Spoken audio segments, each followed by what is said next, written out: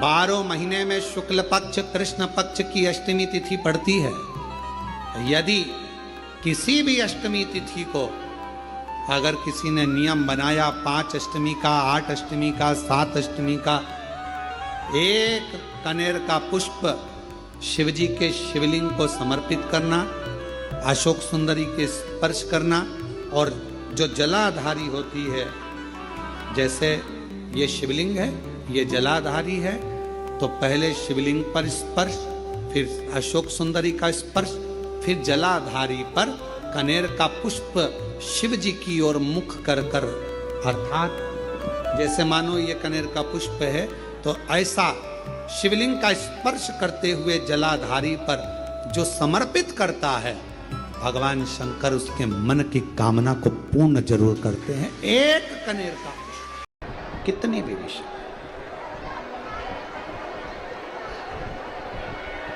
उस विषम परिस्थिति में केवल एक नारी, उस विषम परिस्थिति में केवल एक स्त्री,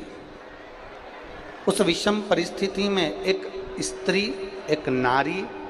एक ऐसी होती है जो उस विषम परिस्थिति में, चाहे वो आपके घर की माँ हो, आपके घर की बहन हो, आपके घर की बेटी हो, आपके घर की धर्म पत्नी हो, आपके घर की बुआ हो, आपके घर की काकी हो, आपके घर की नानी हो, आपके घर की दादी हो, कोई भी आपकी विषम परिस्थिति में जब सामने विषम परिस्थिति आकर खड़ी होती है, उस जगह पर अगर कोई मार्ग ना सूझे, उस जगह पर अगर कोई मार्ग ना मिले, कोई मार्ग आपकी बुद्धि में आ ही ना रहा हो, तब घर की नारी के पास में, घर की स्त्री के पास में 5 मिनट बैठो और उनसे अपने मन की बात कहो, जरूर कोई ना कोई हल निकल कर सामने आ ही जाता है। कोई ना कोई हल जरूर आए, कोई ना कोई हल आपके सम्मुख में निकल कर आएगा। और एक और बात अपने स्मरण में लीजिएगा, अगर आप घर की स्त्री को अपनी कोई बात नहीं बता सकते, घर की नारी को अपने हृदय की बात नहीं बता सकते, और विषम परिस्थिति में फंसे हुए, बहुत विषम परिस्थिति, तो अशोक सुंदरी का जो स्थान होता है, देखिए, अपनी विषम परिस्थिति में अगर उसे स्पर्श कर ले, विषम परिस्थिति में अगर कोई तकलीफ की घड़ी चल रही है, तो हमारा मात्र स्पर्श और थोड़ी देर वहाँ स्पर्श कर कर अपने मन की बात को कह देने पर भी हमारी समस्या, हमारा दुख समाप्त होता है। जैसे ये शिवलिंग है, ये जलाधारी है, और सामने अशोक सुंदरी का स्थान। अब ये सामने जैसे अशोक सुंदरी का जो स्थान होता है, उस अशोक सुंदर वाली स्थान पर अपने हाथ, सीधे हाथ की 3 उंगलियां, मात्र 3 उंगलियां आप अगर स्पर्श करें और पंचाक्षर मंत्र नमः शिवाय, षडाक्षर मंत्र ओम नमः शिवाय या श्री शिवाय नमस्तुभ्यम का मात्र स्मरण करते रहे, और कुछ देर उस स्पर्श करी हुई उंगली को थोड़ी देर रखने के बाद अपने हृदय से लगा के अपने मन की बात कहकर, भले आपने जल चढ़ाया नहीं चढ़ाया, और अपने घर को लौट कर आ जाएं, वो विषम परिस्थिति टल ही जाती है, उसका समय का दुख तकलीफ नष्ट हो ही जाता है।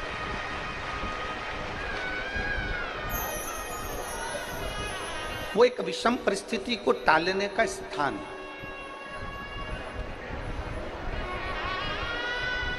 कहते हैं कि जब हम अशोक सुंदरी वाले स्थान पर, हम अशोक सुंदरी वाले स्थान पर जब हम हाथ का स्पर्श करते हैं, अशोक सुंदरी वाले स्थान पर जब हम हाथ का स्पर्श करते हैं और स्पर्श कर कर जब हम अपने मन की बात कहते हैं, तो वो बात महादेव तक, माता पार्वती के माध्यम से, अशोक सुंदरी के माध्यम से पहुंच जाती है, और भोलेनाथ हमारे मन की दशा को जानकर आशीर्वाद दे ही देते हैं।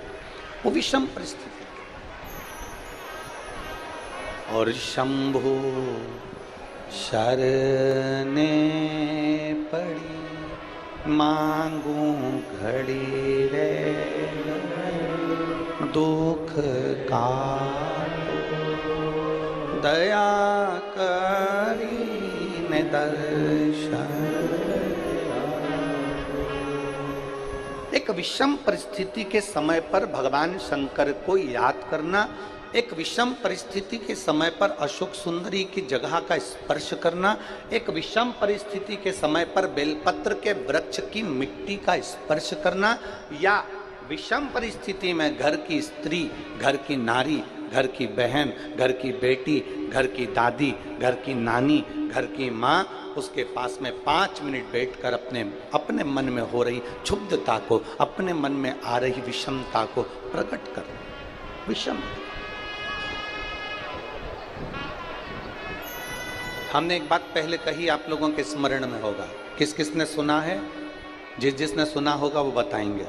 हमने पहले कथा में कहा था कि नारी का आधा शरीर देवादिदेव महादेव का होता है।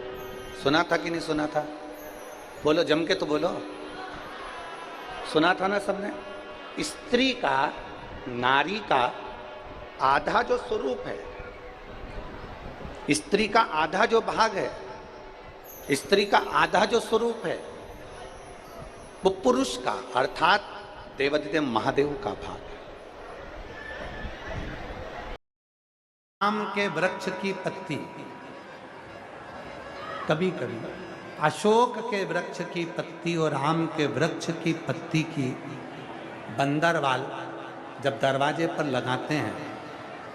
जब कोई ने कह दिया कि तुम्हारे यहाँ तो रोग ही रोग है, सास बीमार पड़ती है, कभी बहू बीमार पड़ जाती है, कभी पोता बीमार पड़ जाता है, कभी पोती बीमार पड़ जाती है, कभी घर में ये परेशानी, पैसा तो आता है,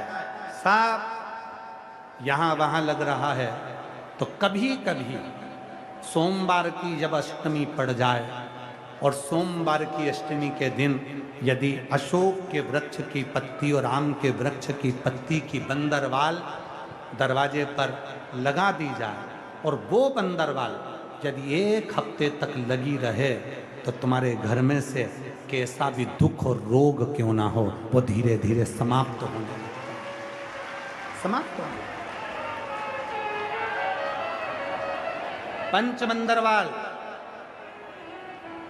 आम के पल्लव की बंदरवाल, नीम की बंदरवाल, पीपल की बंदरवाल,